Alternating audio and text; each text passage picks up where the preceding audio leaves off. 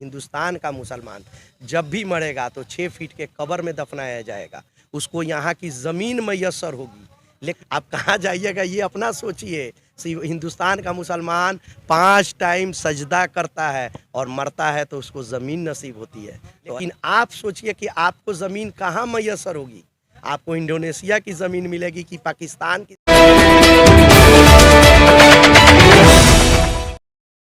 ये हमारा सेकुलर मुल्क है, यहाँ पे सभी धर्मों का आदर है और जो लोग इस तरह की आवाज़ उठाते हैं उनको गिरबा में झांक लेना चाहिए, क्योंकि हमारे शायर ने ऐसे ही शेर नहीं कहा है कि सारे जहाँ से अच्छा हिंदू सीता हमारा।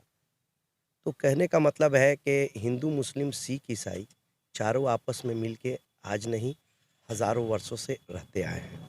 इस्लाम को 1400 साल हुआ आए हुए और 1400 साल से अजान हो रही है। और हमारे बहुत अफ़सोस की बात है कि हमारे बड़े भाई अजय सिंह जी ऐसा शब्द बोले हैं, क्योंकि उनके मुख्यमंत्री खुद सेकुलर हैं। उन्होंने इफ्तार पार्टी में जब उनसे मीडिया बंधुओं ने पूछा तो उन्होंने एक ही खुले लफ्ज़ों में जवाब दिया कि नहीं, सबको जो जैसा करता है उसको करने का हक है, इस पर किसी का कोई एतराज़ नहीं है।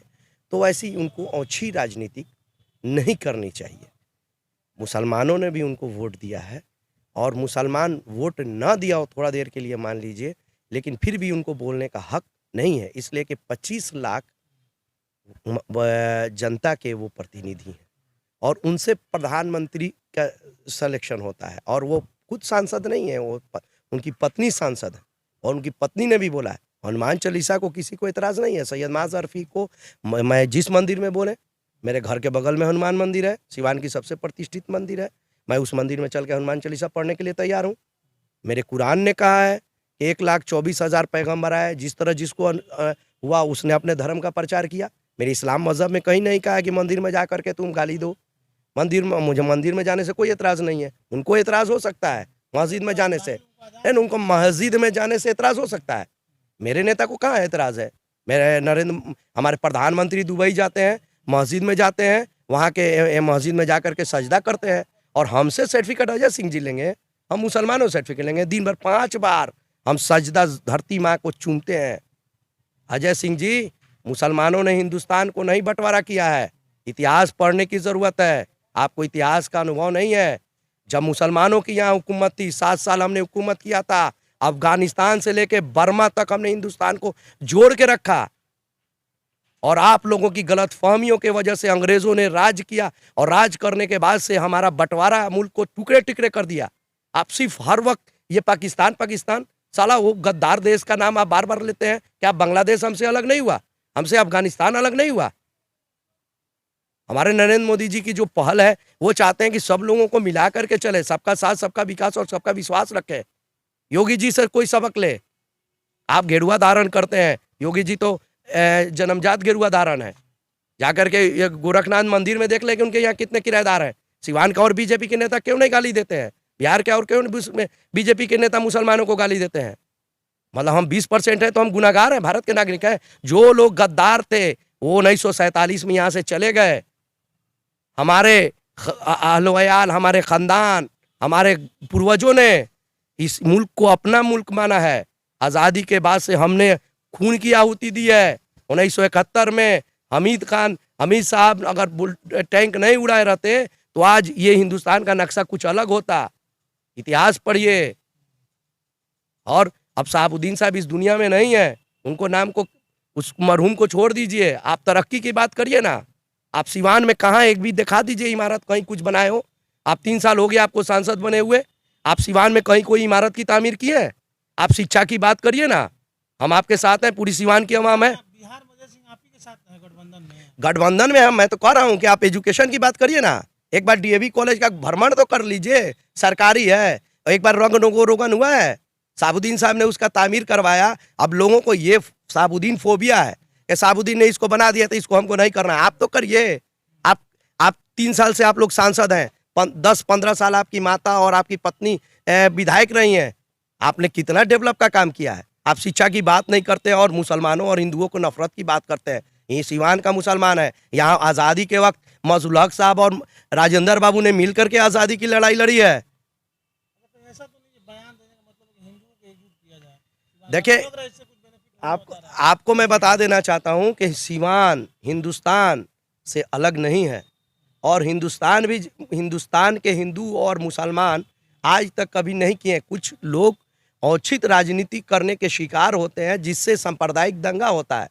मेरी सरकार ने आज सीवान की इक्तिसादी हालत इतनी बेहतर है, मुसलमानों की बेहतर है। अटल बिहारी वाजपेयी अगर सोचे रहते, नफरत की बीज उनके अंदर रहती, तो आज सीवान के मुसलमान विदेशों में जाके अरब संधि पर 1977 में हस्ताक्षर नहीं करते।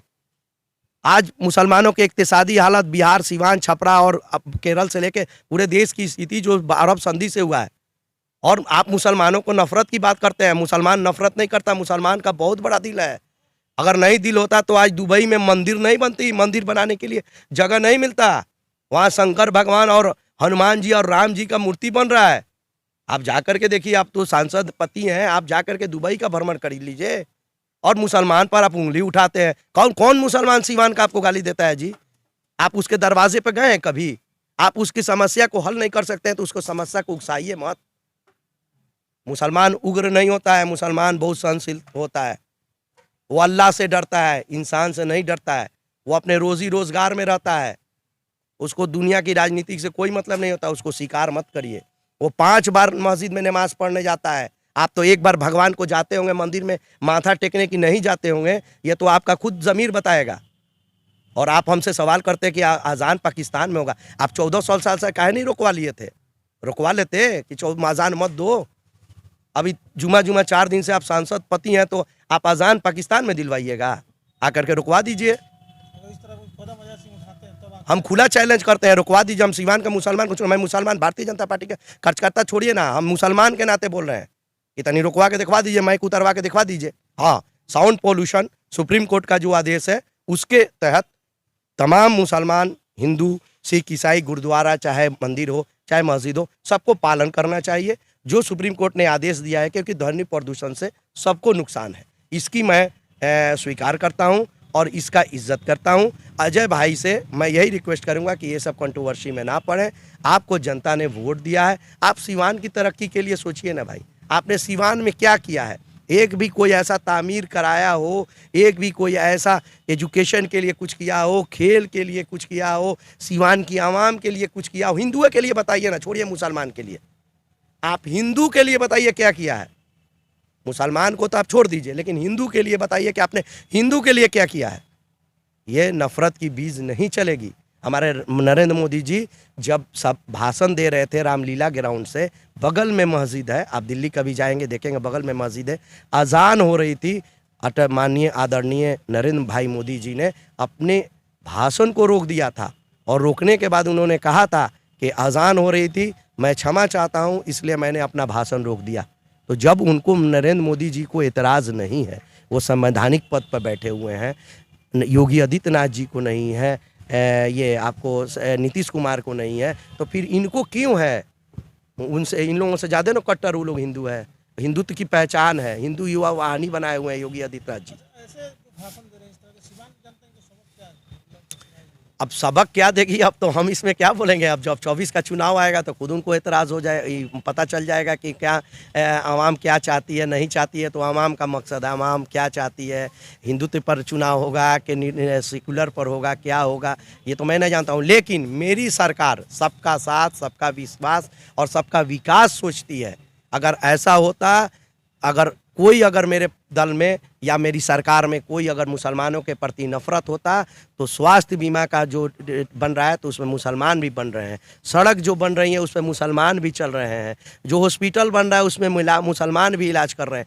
कहाँ आप कर रहे हैं? आप मुन्ना जी पांडे जो बीजेपी में नेता हुआ करते थे, उन्होंने नीतीश कुमार को लेकर टिप्पणी की थी, जिसके बाद से भाजपा के लोगों ने कहा, नीतीश कुमार से भाजपा के लोगों ने कहा कि मतलब जदयू ने कहा बीजेपी से उनको पार्टी से निष्कासित कर दीजिए। ऐसे में अगर अजय सिंह इस तरह का बयान दिया है तो क्या बीजेपी नीतीश कुमार से कहेगी? देखिए, एक बात आपको बता देते हैं कि वो जेडीयू का इंटरनल मैटर है, और मैं टूना पांडे जी के बारे में नहीं बोल सकता हूं, इसलिए कि उन्होंने क्या बोला नहीं बोला वो नहीं, वो भाई मुख्यमंत्री पर मैं ही टिप्पणी करूंगा, मैं अपने प्रधानमंत्री पर टिप्पणी करूंगा तो मेरा पार्टी में रहने का हक है। मैं जिसका रोटी खाता हूं, मेरी जिससे पहचान है, जिससे मेरा संस्कार है, सैयद माज अरफी को आज मेरी पहचान है, तो भारतीय जनता पार्टी पहचान है। सैयद माज़ ज़रफ़ी औरों के तरफ इस हिंदुस्तान में 20 करोड़ आबादी में, मुसलमानों की आबादी में 1.5 अरब आबादी में कहाँ गुम हो जाता कोई नहीं जानता है। लेकिन बिहार में मुझे फ़ख्र है कि सैयद माज़ ज़रफ़ी को भारतीय जनता पार्टी कार्यकर्ता के नाम से जाना जाता है। सिवान में या बिहार में किसी से पूछिएगा कि Syed Maaz ज़रफ़ी who is mister Syed Maaz ज़रफ़ी, तो कहेगा कि बीजेपी का कार्यकर्ता है। मेरे तरह हज़ारों दल में मुसलमान कार्यकर्ता घूम रहे हैं, लेकिन कहाँ उनको पहचान मिला है। तो भारतीय जनता पार्टी सबका आदर करती है। मेरी पहचान, सैयद माज़ ज़रफ़ी की पहचान भारतीय जनता पार्टी है। और बीजेपी ने जो मुसलमानों को दिया है, किसी ने नहीं दिया है। मैं फ़ख्र से कह सकता हूं कि किसी ने नहीं दिया है। बताने के लिए मीडिया को उतना आपके पास समय नहीं है। मैं पूरा चिट्ठा खोल दूंगा कि भारतीय जनता पार्टी की सरकार थोड़ी दिनों की रही है, चाहे 4 अटल बिहारी वाजपेयी का सरकार हो या नरेंद्र भाई मोदी का सरकार हो, मुसलमानों को उसने बहुत कुछ दिया है। कांग्रेस ने सिर्फ मुसलमानों को वोट बैंक के राजनीति किया है। आरजेडी को सिर्फ मुसलमान का 20% वोट चाहिए। सीएम कौन बनेगा? तेजस्वी यादव बनेंगे। उसके भी प्रतिपक्ष की नेता कौन बनेगी विधान परिषद की? राबड़ी देवी बनेंगी। क्या और मुसलमान मर गया? अब्दुल बारी सिद्दीकी ने, ठीक है, साबुद्दीन परिवार से उन लोगों को नफरत है, क्या है, राजनीति करता है लोग, मुझे उस पर एतराज़ बोलने का कोई हक नहीं है। लेकिन क्या आरजेडी में कोई और नेता मुसलमान नहीं है जो उस लायक नहीं है, उनसे तेजस्वी से काबिल लोग नहीं है? लेकिन भारतीय जनता पार्टी सम्मान देती है। सैयद शाहनवाज हुसैन जी को उद्योग मंत्रालय दिया, नकवी साहब को केंद्र में मंत्री बनाया है, उत्तर प्रदेश में अंसारी साहब को मंत्री बनाया है। देश में जहाँ जहाँ सरकार है वहाँ वहाँ मेरे बीजेपी में मंत्री हैं। वह इज्जत मिलती है मुसलमानों को। मुसलमान खुद अपने करनी से बदनाम है। मैं कहता हूँ, मुसलमान भाइयों, तुम क्यों 20% से अलग होना चाहते हो? अपने को क्यों 20% महसूस करते हो? तुमको कोई अलग कर रहा है तभी तो तुम अलग हो रहे हो। तुम उनसे गले मिलो ना। वो कितना भगाएंगे, कितना भगाएंगे? हम उनके पास जाएंगे तब उनको महसूस होगा कि नहीं, आप खुद अलग महसूस कर रहे हैं। आप भारतीय जनता पार्टी को से न वोट मत नहीं दीजिए, ठीक है, आप खामोश रहिए ना भाई, आप उग्र मत होइए। आप आरजेडी के लिए उग्र होकर के वोट देते हैं। आरजेडी आपका क्या करता है? पूरे बिहार में कब्रिस्तान का देखिए ना, किसने कब्जा किया है। मैं जाति विशेष का नाम नहीं लूंगा, लेकिन विश्लेषण सर्वे करा लीजिए, आरटीआई से ले लीजिए। किसी जाति धर्म के मजहब के लोगों ने नहीं ये कब्रिस्तान को कब्जा किया है। कोई गाय बैल जितना चढ़ता है कब्रिस्तान में क्यों चढ़ाता है? और वो हम लोगों को मसीहा बने हैं कि मैं मुसलमानों का रहबर हूँ। तो रहबर है तो कितना मुसलमान को नौकरी दिया नीतीश जी के सरकार में? देखिए ना, अगर 200 दरोगा बनता है तो उसमें से 50 को मुसलमान रहता है। लालू जी के राज में एक एग्ज़ाम हुआ था 1994 में दरोगा का, 1699 दरोगा हुए थे, उसमें से मात्र 99 मुसलमान हुआ था। सर, परसेंटेज निकाल लीजिए ना। और आप मुसलमान का वोट लेकर के राजनीति करते हैं। तो अजय भाई, मैं आपसे आग्रह करूंगा, आपसे विनती करूंगा कि इस तरह के अल्फाज को आप पर्दे में रखें, क्योंकि आप जनप्रतिनिधि हैं, आपको जनता ने चुना है। देखिए, ये तो मैं पार्टी के नाते उनको नहीं ये कर रहा हूँ। मैं अपना व्यक्तिगत एक सिवान के नागरिक होने तक कि सिवान का माहौल जो है, जो मजलुल हक साहब और राजेंद्र प्रसाद ने आज़ादी की लड़ाई में लड़ करके और देश को आज़ाद करवाया, उसमें वैसे बलिदानी व्यक्ति के आत्मा को ठेस न पहुँचाइए। क्योंकि मेरी सिवान की पहचान first president of India doctor Rajendra Prasad की वजह से आई नो हम लोग जाने जाते हैं। मजलुल हक साहब यौम आज़ादी मुजाहिद आज़ादी के वजह से जाने जाते हैं। तो मैं आग्रह करूंगा कि उनकी आत्मा को ठेस ना पहुंचाए। मैं देश की बात नहीं कर रहा हूं, मैं अपने सिवान जिला की बात कर रहा हूं कि उनकी आत्मा को ठेस ना पहुंचाएं। और ठेस पहुंचाएंगे तो 24 में आपको खुद तैयार रहिएगा कि मुसलमान तो 20% आप जो कह रहे हैं ना, मुसलमान 20% में 80% में घुस रहा है। आप ये मत सोचिए 80% में मिलने जा रहा है 80%। अब मुसलमान भी अक्लमंद तो कौम थी ही, लेकिन कुछ लोगों ने उसको बरगला के डरवा के, डरने वाला तो कौम है नहीं। लेकिन एजुकेशन की कमी है हमारे कौम में। हम बार बार अपने नौजवान साथियों से कहते हैं कि शिक्षा ग्रहण करिए, आप काबिल बनिए ना। आपको लोग क्यों बेवकूफ़ बनाएगा? आपको वोट बैंक के तौर पर क्यों यूज़ करेगा? हम वोट बैंक, हम किंग मेकर बने, हम किंग मेकर बनने का प्रयास न करें। हम अपने यहाँ सांसद विधायक पैदा करें। और आप बीजेपी से भी नफरत ना करें। बीजेपी आपको बहुत कुछ दिया है। अगर सभी लोग आजकल एंड्रॉयड मोबाइल चलाते हैं, गूगल पे सर्च कर लीजिए कि अटल। देखिए, हमारे कहने का मतलब है कि आप हमको पाकिस्तान हर बात में कहते हैं कि मुसलमानों पाकिस्तान चले जाओ, लेकिन उनको ये बता देना चाहते हैं कि हिंदुस्तान का मुसलमान जब भी मरेगा तो 6 फीट के कब्र में दफनाया जाएगा। उसको यहाँ की ज़मीन मैसर होगी। लेकिन आप सोचिए कि आपको ज़मीन कहाँ मैसर होगी। आपको इंडोनेशिया की ज़मीन मिलेगी कि पाकिस्तान की ज़मीन मिलेगी कि बांग्लादेश की ज़मीन मिलेगी। आप गंगा में जी में प्रवाह किए जाएंगे तो सबसे पहले गंगा जी गिरती हैं बांग्लादेश बंगाल की खाड़ी में और वहाँ से वितरित होती हैं 7 समुंदर पार। आप कहाँ जाइएगा ये अपना सोचिए। हिंदुस्तान का मुसलमान 5 टाइम सजदा करता है और मरता है तो उसको ज़मीन नसीब होती है। तो अजय भाई, ये आपसे रिक्वेस्ट है कि आप ऐसी राजनीति ना करें। मेरे भाई हैं और सबका साथ, सबका विकास और सबका विश्वास लेकर के चले, यही आपसे विनती मैं कर रहा हूँ।